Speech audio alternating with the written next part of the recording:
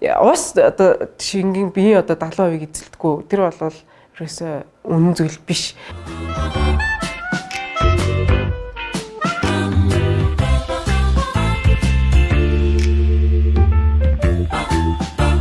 Сайн бацгаана уу? Та бүхэндээ өнөөдрийн мэндийг хүргэе. Дараа байна. За өнөөдрийнхээ влогоор та бүхэндээ усны хэрэглээний талаар товчхон зөвлөгөө өгье. Тэгэхээр усыг ер нь хэрэглэж байна?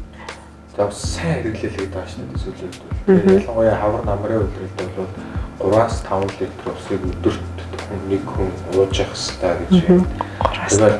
Тэгээд усны одоо юу хүний биеийн 70% ус шингэн эзэлдэг гэдэг шингэнээ сайн нөх гэж хэлж байгаа. Уугаад яваад штэ зөв үү. Тэгэхээр нөгөө нэг усыг нэгдүгээрт нөгөө нэг 7-8 аяг маяг уу те 4-5 литр уу гэдэг чинь одоо тийм тохиромжтой зүйл бас биш байгаа байхгүй. Хүн өөрөө тэр бас өөрийнх нь нөгөө нэг онцлог байна те. Тэрэндээ тааруулах хэрэгтэй. Нэгдүгээрт би дандаа л ярьдаг өөрийнхөө онцлогтой тааруулах нь маш чухал. За тэгээд нөгөө уур амьсгалаа бодох хэрэгтэй. Улирлаа бодох хэрэгтэй. Насаа бодох хэрэгтэй. Өөрийнхөө онцлогийг бодох хэрэгтэй байхгүй. За тэгэхээр усыг бөөр муутай хүмүүс маань болохоор тэгж их хэрэглээд бөөрөнд маш их ачаал ирж улам хаван үсгээд ингэж хямраадаг байхгүй юу. Тэгэхээр усыг тийм их одоо тааруулж хэрэглэх нь зохистой.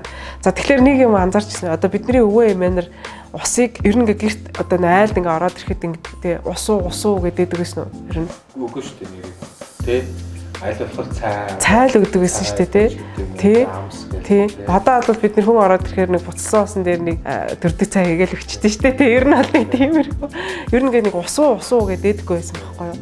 Тэгэхээр зөв бидний өвөг дээ зөвөө манаар усыг одоо хэрэглэхдээ одоо шингэнээ нөхөхдөө яадаг гэсэн бэ гэхээр аль болох бор цай, хар цай хярмалж ингэж уудаг байсан. Энэ ч бас учиртай юм байна. Ягаад гэвэл тэгж их усыг хэрэглэх одоо биднэрт тийм уур амьсгал одоо олон үеийн тийм биеийн онцлогоос шалтгаалаад хэрэгцээ нэг өөр байсан байгаа байхгүй. Яг тэр Монгол хүний арьсны одоо онцлог өөр ийм зузаан, нягтралтай, чигийг ингэж нөө хурдан гаргадаг, ингэ төгжээд байдаг тийм онцлогтой. Ягаад гэвэл бидний уурстай нөө маш эрсдэр уур амьсгалтай газ холбоотой юм билээ. Чигтэй орны хүмүүс бол бас өөр штэ. Тэдний бол суугаад ээж болох бах. Шингэн гараад ирттэй нөө хөлрөөд бид нар болохоор яг төгжээд байдаг байна штэ. Тэгэхээр тааруулж хэрэглэх хэрэгтэй. За тэгээд түрүү ярьлаа ус бие одоо 70%-ийг ус эзэлдэг гэд өөрөө дөрөв хэлчих боллоо те. Тэгэхээр ус одоо шингийн бие одоо 70% эзэлдэггүй. Тэр бол ерөөсөө үнэн зүйл биш. Зөвхөн хүний биед шингэн зүйл байдаг. Ус юу судасны завсар ингээ биеийн завсраар орших юм шингэн зүйл байдаг байхгүй.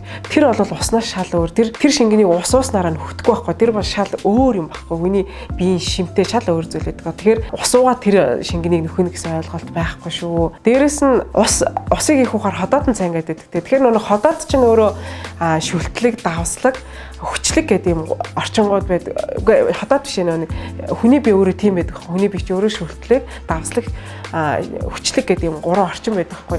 Харин усыг уугаад ингээ тэр орчинг сармж болж бас бие хямраадаг хгүй. Тэгэхээр тааруулж явах нь маш чухал. Хизээ хин хэрэглэх нь айгүй чухал хгүй. Тэгэхээр яг нь бид нар өглөөдөө ус уух нь зөв. Өглөөдөө гэхдээ 8 аяга 4 аягаар биш. Ерөөсөө 1 аяга хахад хангалттай. За тэгээд 3-аас 19 цагийн хооронд одоо өдөрт дуух шингэн усныхаа усаа одоо ихэнхийг одоо уул айгу зүгээр байдаг хгүй.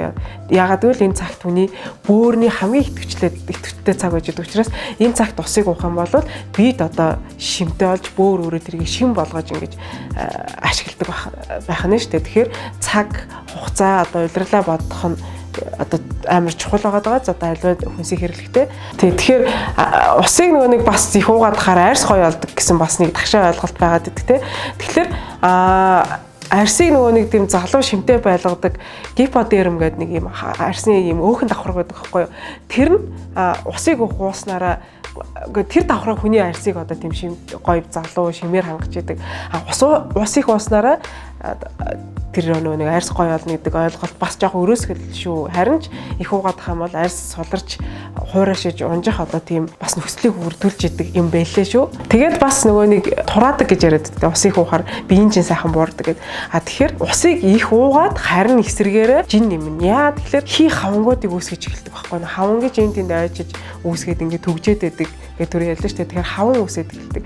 Тэгэхээр зүгээр л аливаа бүх зүйл би ямар ч хүнсийг муу гэж яриаггүй, бас ямар ч хүнсийг сайн гэж яриаггүй. Зүгээр л хим хэмжээ гэж байгаа. Хин хизээ хаана хэрэглэх үү гэдэг нь л чухал. Тэгэхээр усыг ч гэсэн бас цохистой хэрэглэх ёстой шүү л гэдэг энэ блогороо та бүхэндээ одоо ойлгуулгасыг бас та бүхэн маань авах гээхэн ухаанаар хандаарай. За тэгээд энэ блогтой хамт байсан та бүхэндээ баярлалаа. Дараагийн блог хүртэл түр баяр таа.